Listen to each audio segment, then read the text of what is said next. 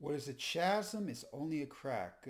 So in this post, I just talk about the illusion that we all have in our lives when we're trying to accomplish something that we've never been able to accomplish before. And when we first start out trying to figure it all out, it feels like this insurmountable mountain where we're saying to ourselves, how am I going to possibly be able to do this? It just seems like so enormous. And what you have to realize is not to look at the mountain peak when you're first trying to climb the mountain.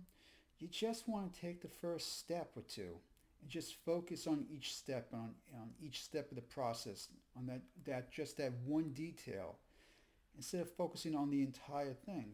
And what happens is the more steps that you take, the more you'll realize that when you were taking those steps, that it wasn't really a huge chasm for you to get from point A to point B.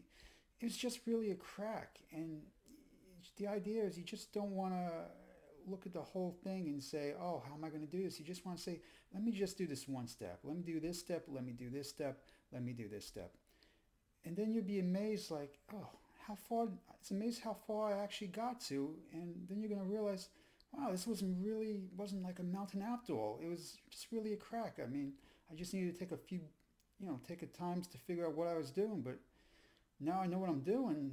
This stuff was actually not so hard at all. It really was just a little crack in the sidewalk.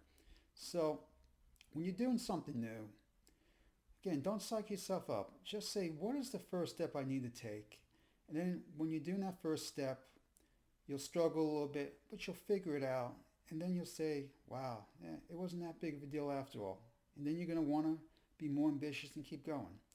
So, remember, when you're trying to accomplish something, think of it more like a little crack in the sidewalk than a chasm or a huge mountain you have to climb up.